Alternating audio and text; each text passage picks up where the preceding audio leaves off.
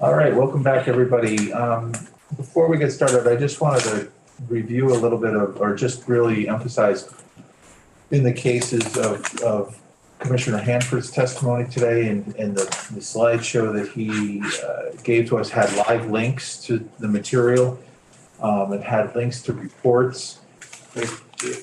While each of the reports may not be necessary for any bills that we're doing specifically in the next couple of weeks, it's really good background just to see that the information is available. So when we have that little voice in our head that goes, I wonder if there's information about X.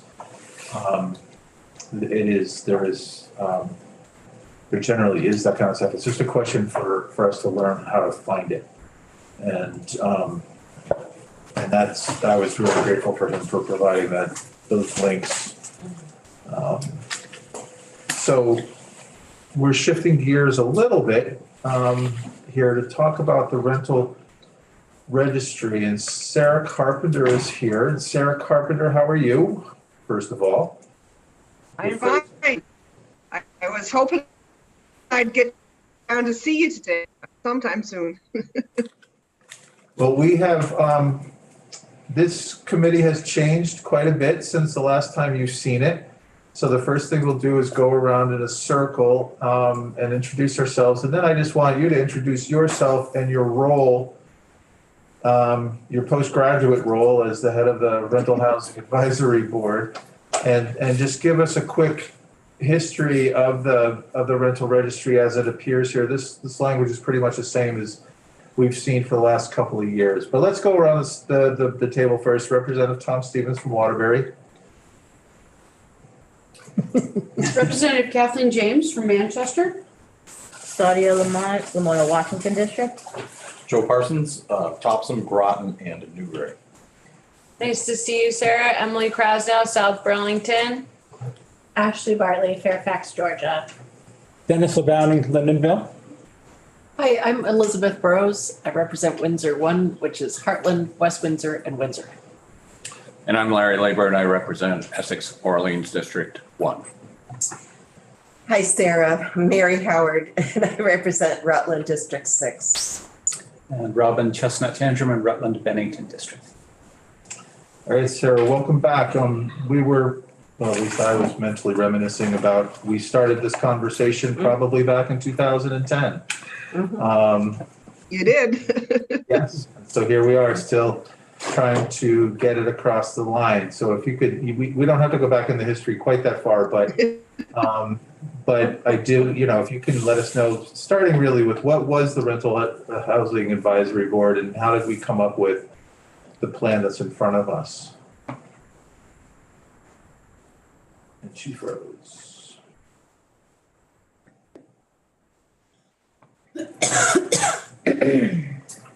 Sarah, if you can hear us, Sarah, if you can hear us, you totally froze. I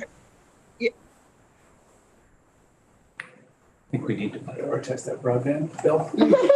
I'm sorry. What's that? Are you not hearing me? No, we can't hear you at all. You've frozen.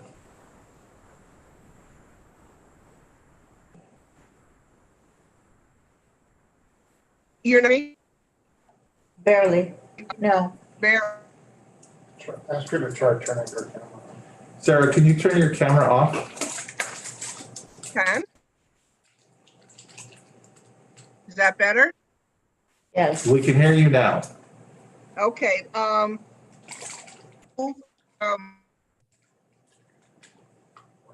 House No. because of being retired, I have a tech. So I'm gonna move, but I think I can move at the same time. Can you? What's that? Well, what's the solution? Hold on, Sarah. She said she's moving someone She can closer to her. leave the meeting and come back in again. Try that, see if she has a better connection. Should she unplug? Plug it back in? Can you hear me better now? Yes. Yes? Yes. Yes. Okay.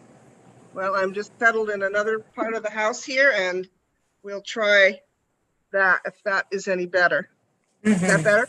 So far, so good. Okay. Try my video to see this. Can you hear me now? So far, yes. Okay. All right. Well, we'll give it a shot. So my name is Sarah Carpenter. I'm the former director of the Vermont Housing Finance Agency. I was there for 20 years. And prior to that, I was the executive director of Cathedral Square Corporation for 16 years. So the better part of my professional career has been in affordable housing. I retired from VHFA in 2019 and leaped into the wonderful job of being elected city councilor in the city of Burlington, which is a new adventure for me. So that's been keeping me busy, but I've kept my fingers following the statewide stuff. And as Representative Stevens mentioned, this has been a long journey trying to collect data around housing. In 2008, the state had a study committee looking at these very same issues, twofold. One really had to do with transferring authority for rental housing safety to the Department of Fire Safety, which happened last year. And the other was trying to collect data and create a statewide rental registry. We had a study in between 2008 and 2010 that essentially recommended that. There was a bill last session, S210, I believe, and there was a corollary in the House that had components of it. Sort of in 2010, things, we were down the pike, and if you all remember that far back, we had a huge housing crash, lots of stuff going in the housing. We sort of shelved this concept really in, between 10 and later in 2018. In 2018, the legislature brought up the issues again, and as did many people in the advocacy community, that we needed to do something about making our rental housing safety program statewide consistent and more effective than it had been and was with town health officers. So in 2018, the legislature created a rental housing safety advisory board, and it was created under something called Act 188.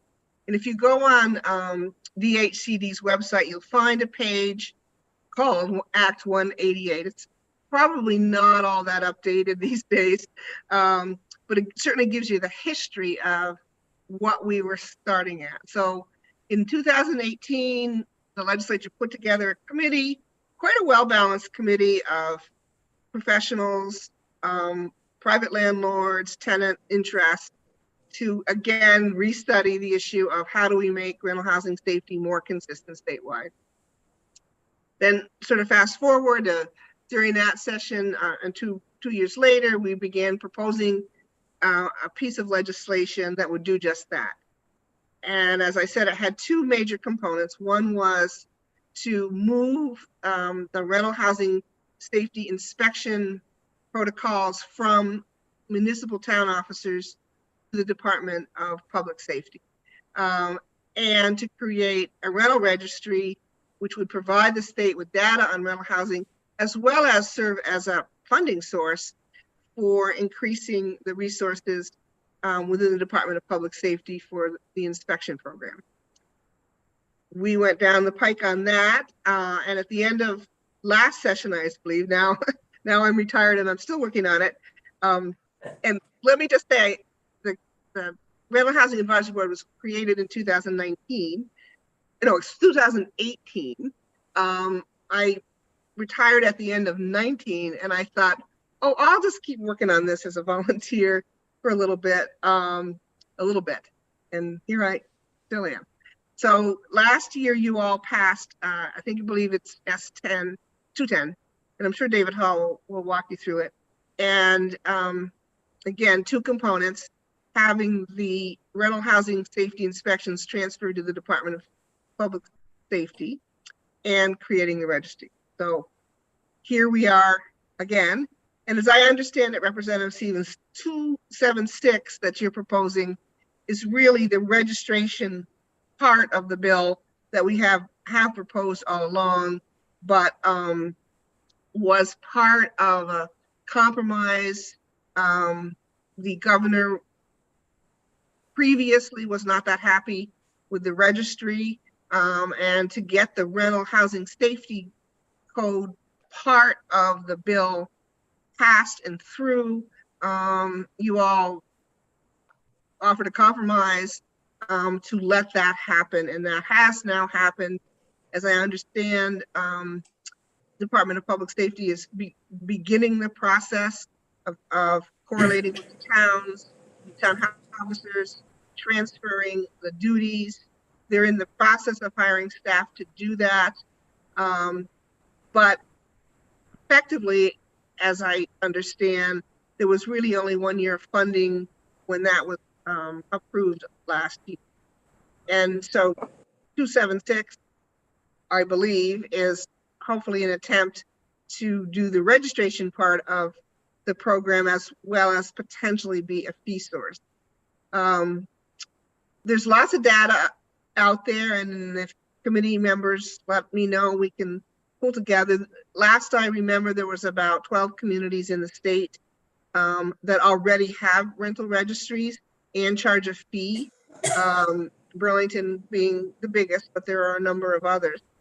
Those municipalities cover about 22 to 25% of the units in the state. So the remaining units are not covered by a true registry program. There are some communities using their grand list have a de facto registry, but it's not fully accessible, and it's not a database that we can easily correlate and aggregate for the state. So our attempt, and all along with VHFA and all of our partners, was how do we know where the rental housing is, how much of it's out there, what characteristics do we know about it? And that's really a big part of what this is proposing. And if 276 has similar language, that would be the goal. We know that towns collect data through the grand list. And actually, very early on in the proposal, we thought, well, maybe we could just use the grand list. But there's inconsistencies between municipalities and how they collect information on rental housing. And doesn't always, a grand list isn't going to get you as much unit type information as you might need to understand what our housing stock is like. You know, some people have asked, well, doesn't census do that? Census is very high level. So you really can't aggregate what you might need to understand about rental housing stock through census. The Department of Health has for many years had a registry. So I might sidestep, and some people say, well, you know, that's not right to have a registry. Any rental housing built prior to 1976 must register with the Department of Health. And this relates to the lead prevention law. However, the database the Department of Health has is very antiquated.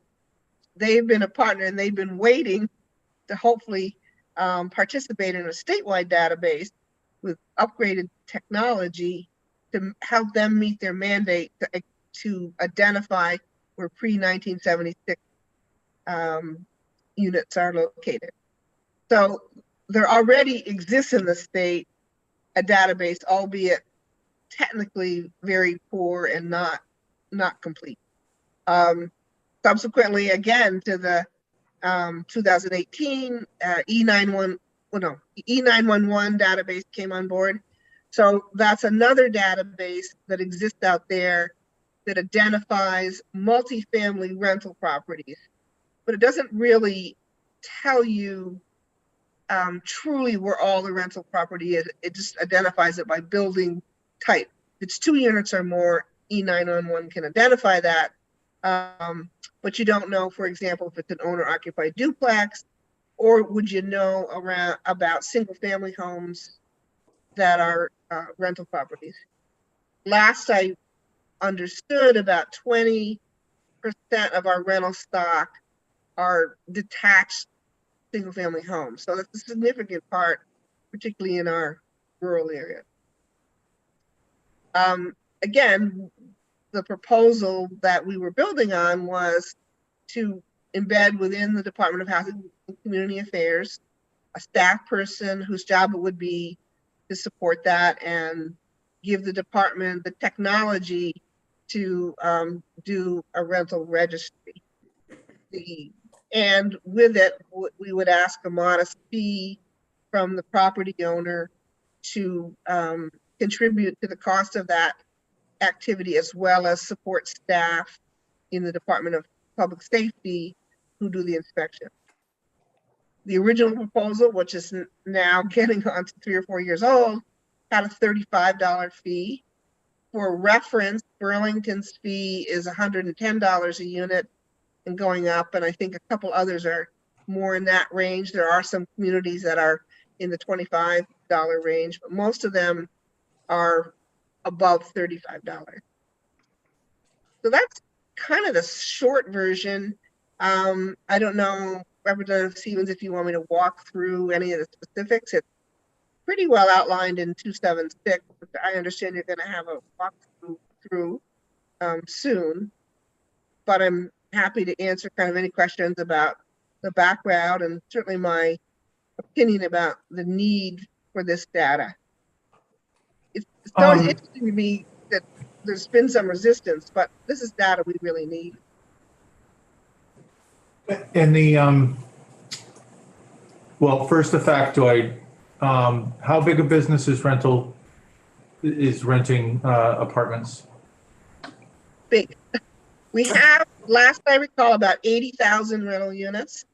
And if you look at the exchange of cash, i.e. rents going back and forth, and this is a couple years old and we certainly can update it from, it was over $900 million of financial activity in the state.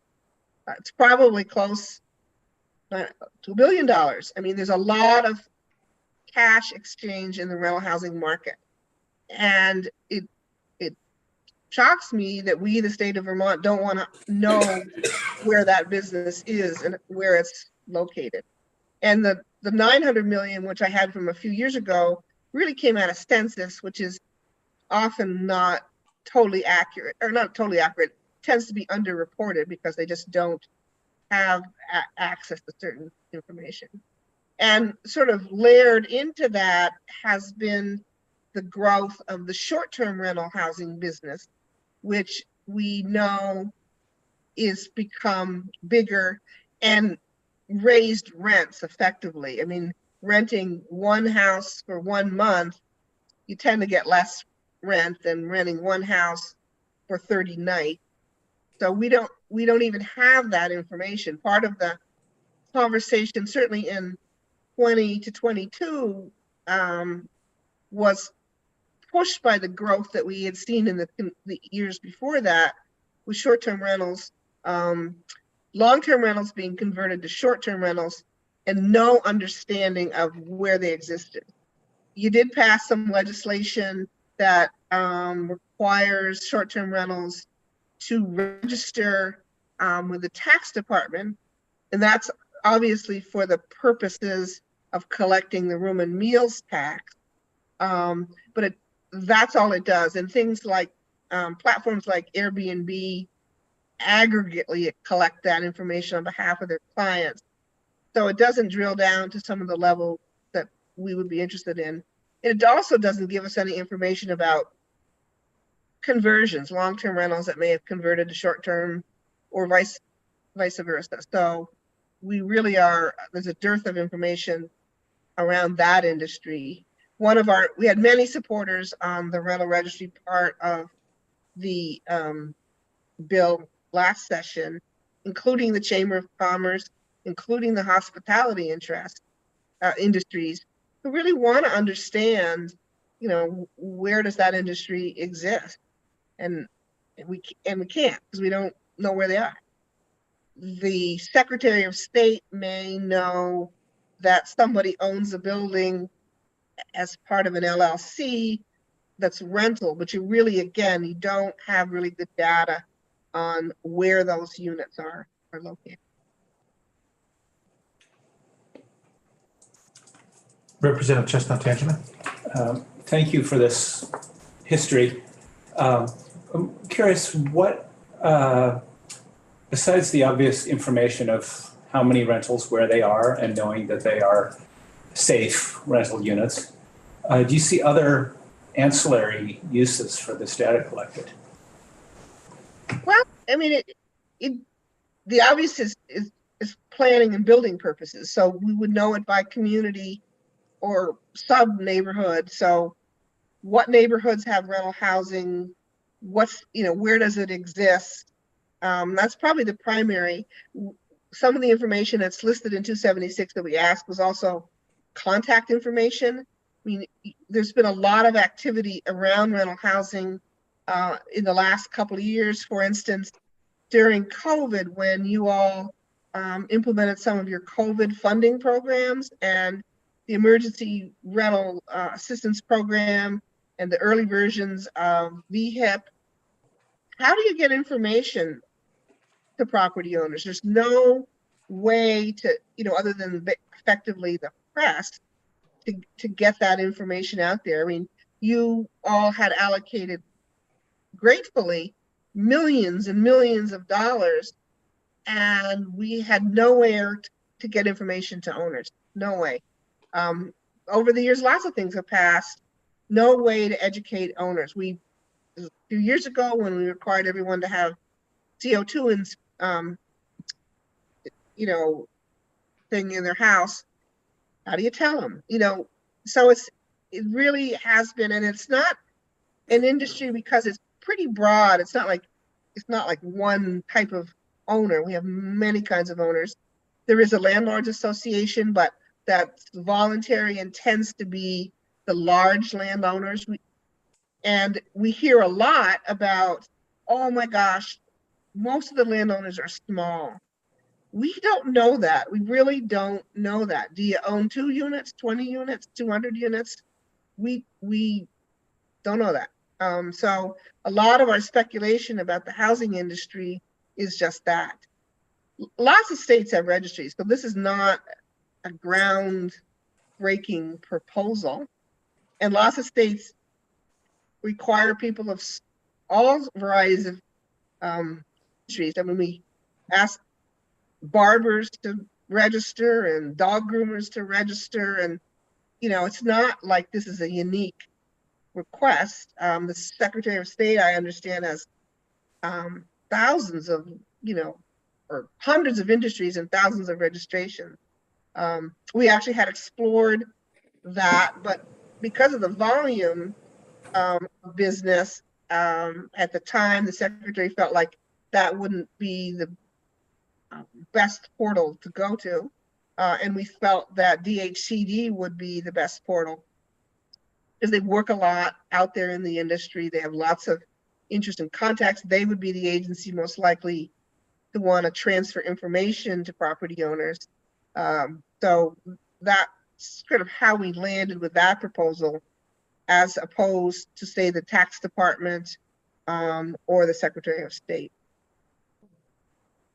Those could be revisited, but I do believe having it at DHCD makes the most sense. Representative LaBelle. Thank you. I see in the bill it talks about inspector position. So are you saying that when I go to rent an apartment, it has to be inspected by somebody before I can rent it? No.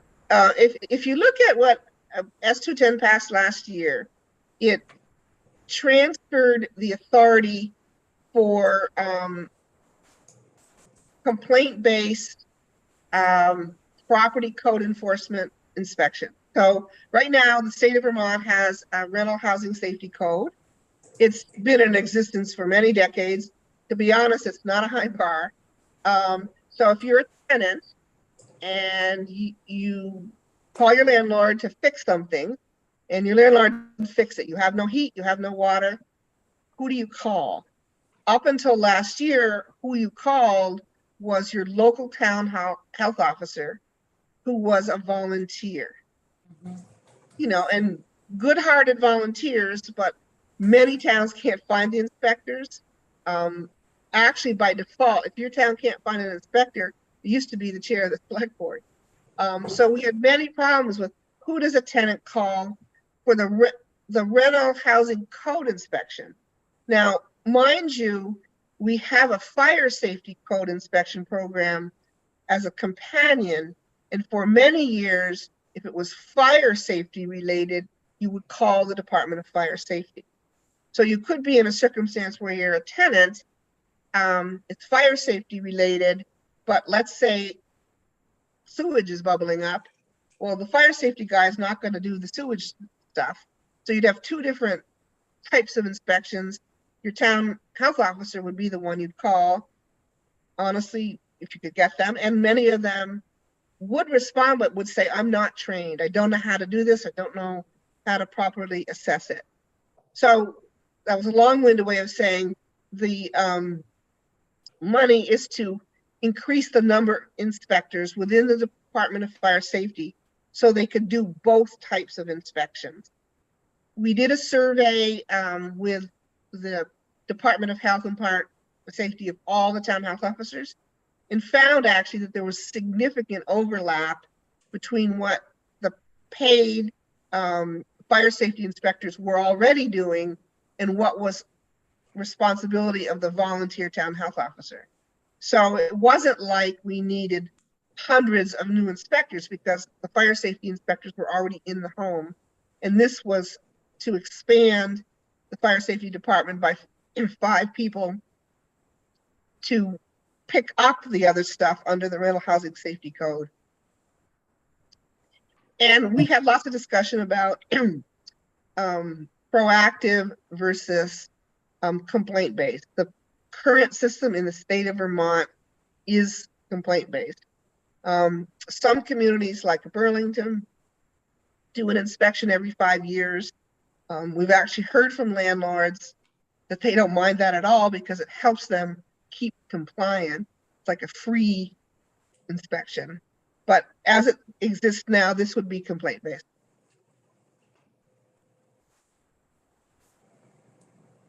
Representative Parsons. Thank you. I just had a question, and earlier you said one of the reasons was like getting in, it's a great way for getting information out. Is there, in your knowledge, any way of getting information out for homeowners? Is there a system that you'd say, well, we have this system we use for homeowners, it's really easy to get information out, but we don't have it for renters? I would say that the tax department could do that because most homeowners file the homestead declaration. So that would be possible. We also, municipalities have, by the way, I'm not sure in general that there's a system, but I also think the codes and everything are significantly different. I mean, homeowners not in a commercial business. So you don't have so much of a need to distribute information to them about changes in programs, changes in codes, that kind of thing. But I think if the state chose to do it, they could use the information they have on the homestead declaration. We did have a conversation with the tax department about whether we could use the landlord rental certificate. If any of you are landlords, you'll know that there's a program where your tenants can get effectively a rent rebate, and that was changed to require landlords to participate. But there was a couple of different pieces of information to make it a usable database and a database where you could get information. The tax department felt that would be sort of stepping on privacy toes. The information is somewhat inconsistent because it's really not done for the purposes of a full database. Some of that information is public, like the name and the owner of the building, but it doesn't drill down to some of the level that I think would be useful, particularly for planning purposes that you would want. Thank you.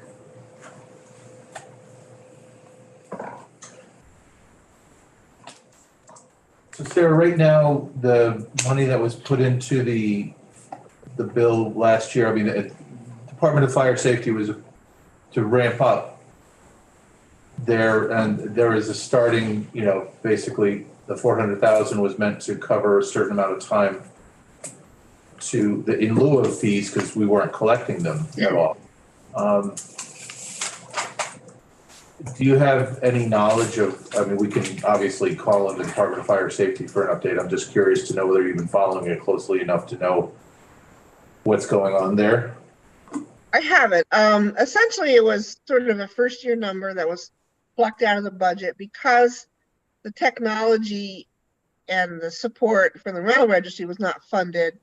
It gave the Department of Fire Safety a window, and you certainly need Commissioner Mike DeRoche to update you. I think all things considered, if you think of one FTE personnel probably in the $100,000 range with all the support and stuff that would have, and they needed to gear up and actually recruit people, which I think Mike's been having a little difficulty. I think the sense was they could creep through 1 year of just hiring a few people and getting the program up and online. And we were told, or it was said, we'll come back to the legislature for the subsequent. So what's effectively happened is the Department of Fire Safety has been given an unfunded mandate to do it. And you need to talk to them, but if they get into their 24 budget, I don't know what they have for sources for those extended positions. The current positions for the fire safety side of it is funded somewhat through fees from sort of commercial type buildings. But the rest of it, I think, is just state general fund. And to be honest, early on in our quest for this, we were going to ask for state general fund. I mean, it's a public health, my opinion, responsibility. And it's either got to be paid for by the municipalities or the state.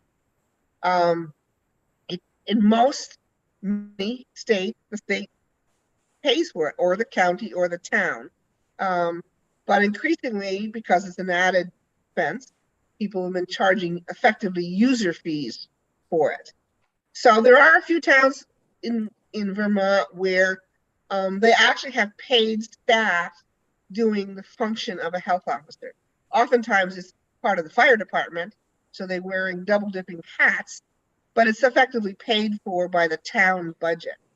Most towns in Vermont outside the big cities are using volunteers in that capacity, and that just hasn't really worked at all. In our explorations, we looked at, well, could you do a county model, take the towns of a county and aggregate them? And because we don't have county government, it really seemed not, and there wasn't a governing unit to attach that to. It didn't seem like that could really work. Then there was a conversation, which didn't get any too far, said, well, maybe we could assess the towns for a proportional share, but because this is complaint-based, that would be very awkward to do. I don't know how you would do that. And from my perspective, either the two choices you have are effectively a state general fund or a fee base. And I think increasingly, if you look around both Vermont and the country, people are charging user fees. And I think if you're talking in the $50 a year a unit range, that should not be burdensome. And I would say in some communities, if you look at how exponentially the rents have increased, not a burden at all. And I will say, talking with, we had landlords and the Landlord Association on our committee. They were not afraid of it, honestly. The people that are in the professional business of being a landlord understand that. The fee did not scare them. The registration didn't scare them. What we heard were kind of concerns about mom and pop owners, but number one, we don't know within the industry how many of those are.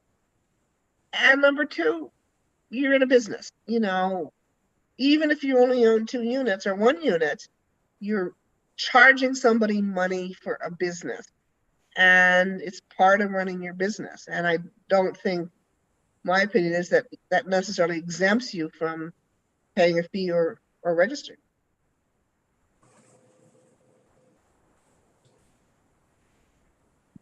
Great. Any further questions for Sarah at this time? Sarah, thank you for coming in and sharing this with us, just to give us a reset, or many of us a set on what we were trying to do with this section.